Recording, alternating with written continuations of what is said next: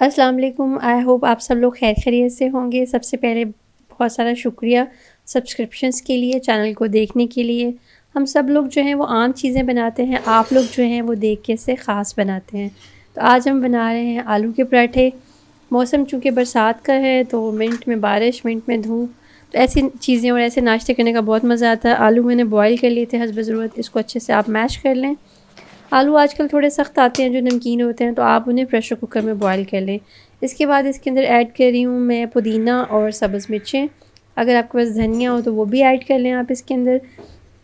इसके बाद आपने एक प्याज लेना है मीडियम साइज़ का, उसको बारीक बारीक काट के आपने कपड़े में रख के अच्छे से निचोड़ लेना है, क्योंकि ये जब हम ऐड कर देते हैं और नमक डालते हैं तो ये पानी छोड़ता है और फिर इस तरह से पराठे को हैंडल करना काफ़ी मुश्किल हो जाता है। इसके बाद एक लेमन का जूस इसके अंदर हमने ऐड कर देना है। अगर अमचूर है तो आप अमचूर डाल लें, लेकिन उसका अलग टेस्ट होता है, इसका अलग। ये खुश्क मसाला मैंने बना के रखा हुआ है साबुत। इसके अंदर धनिया, सौंफ, कसूरी मेथी और अजवाइन और इस तरह की चीज़ें जो है ना मोटी मोटी दादर कूट के मैंने रखी हुई हैं, हल्की सी रोस्टेड करके। इसकी खुशबू बहुत अच्छी आती है। पराठों में, पकौड़ों में या कढ़ाइयों में आप यूज़ करें तो बहुत मज़ा आता है। ये हल्दी, दादर मिर्च, ज़ीरा और नमक है। हल्दी आप इस्तेमाल किया करें जिसमें भुनाई ना होनी हो जिस चीज़ में, उसमें ज़रूर डाला करें, क्योंकि कच्ची हल्दी एक्चुअली फ़ायदेमंद होती है, लेकिन हम हंडिया में उसको बहुत ज़्यादा भून देते हैं।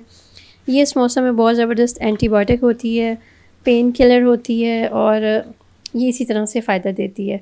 अब आपने इन सब चीज़ों को मिक्स कर लेना है। मैंने इसके अंदर बाद में ऐड किया था लहसुन का पाउडर, खुश्क लहसुन का, और 1 चम्मच जो है वो देसी घी, तो वो मैं पहले आपको बताना भूल गई। अब ये डाल के मैंने इसको अच्छे से मिक्स कर लिया।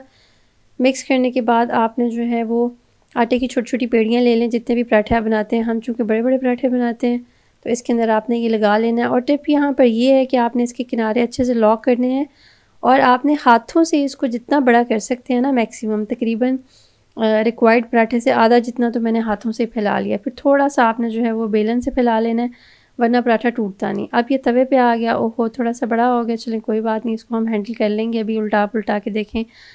अब ये देखें कितने अच्छे मार्क्स बन रहे हैं इसके ऊपर।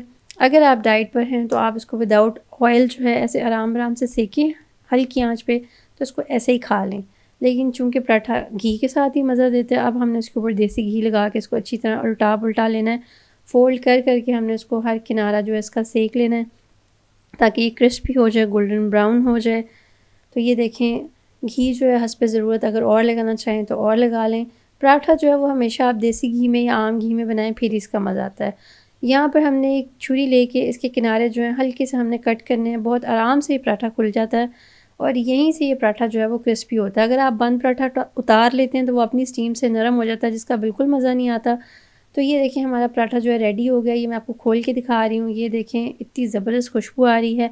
आप ज़रूर ट्राई कीजिएगा, कमेंट्स में बताइएगा, दुआओं में याद रखिएगा। मिलते हैं अगली रेसिपी में। अल्लाह हाफ़िज़।